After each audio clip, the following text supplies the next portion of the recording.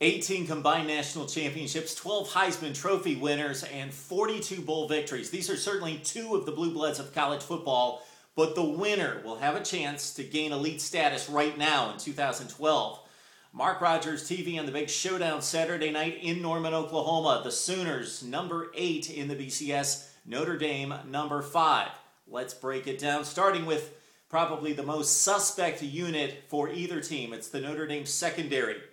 Not rated well going into the season, then hit with a lot of injuries even before they played a game. Notre Dame got so desperate they had to move 3 offensive players to the secondary. The starters are solid, with certainly the leader in the secondary, Zeke Mata, at safety, and then the corners, Jalen Brown and Bennett Jackson. The problem here is, of course, Oklahoma's going to go to 4 and 5 wide, and Notre Dame's going to have problems matching up there.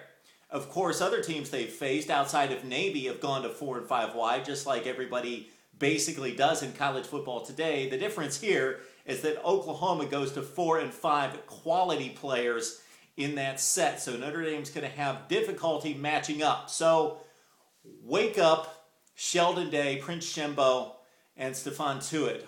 Notre Dame's front 7 and their pass rushers within the front 7, they're going to need to have a big day against Landry Jones. Jones, a top quarterback, but we don't consider him elite. The reason why is because under duress he makes bad throws and bad decisions. No quarterback likes pressure, but Landry Jones has wilted under duress in the past, and he's not a dual threat. He doesn't improvise. It's all pocket passing for Landry Jones. Notre Dame, again, 14th nationally against the pass, but they really haven't faced a great passing attack. Purdue and Miami, probably the 2 best passing attacks Notre Dame has faced. They step up way in class against Oklahoma. Now, when Notre Dame has the ball, they want to run and establish the run with Sierra Wood and Theo Riddick and company. Also, George Atkinson as well. They ran it at BYU successfully at 270 yards per game. But Notre Dame, despite the undefeated record, hasn't run well even in victories against Purdue especially, and Michigan and Michigan State. They only ran for about 100 yards in those games, only 52 against Purdue. Oklahoma's been soft against the run in recent years, but this edition of the Sooners with the Stoops brother back to coordinate on defense has been tough. Kansas State's been racking up points on everyone.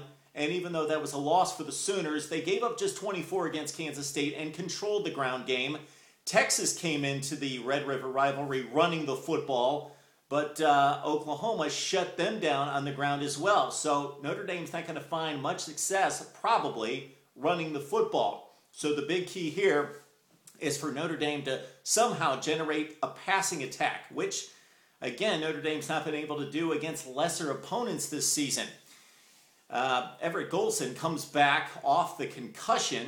He's cleared tests. He's cleared to play. He will start in place of Tommy Rees, who got the call against BYU. Golson at just 58%, 4 touchdowns, 3 picks. He's fumbled 4 times. He provides Notre Dame with a running threat. He doesn't gain a lot of yards running, but he can improvise and make plays. He's tough to get a hold of. Tommy Rees, though, is waiting in the wings.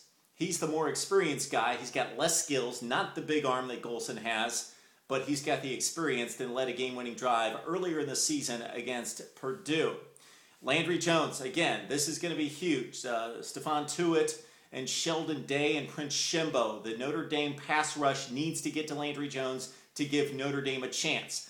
I just don't see how Notre Dame's going to be able to score points in this game against an improved Oklahoma defense. I love the Notre Dame front 7. I think this is a very different Notre Dame team than what we've seen over the past 3 or 4 years. They're more athletic, they're tougher, they play with a mean streak on defense, but it just can't be enough here because Oklahoma's got playmakers, and even if Landry Jones gets harassed, he's going to make some plays downfield. Notre Dame needs to get some kind of ground game established and make a few big plays in the passing game, and then hope the defense can cause some havoc and some turnovers. Oklahoma is 79-4 at home in Norman under Bob Stoops. That doesn't bode well for the Irish as well. We expect a very good and competitive football game, but Oklahoma has too many playmakers on offense. They're going to break through with some big plays, just enough to get by the Irish.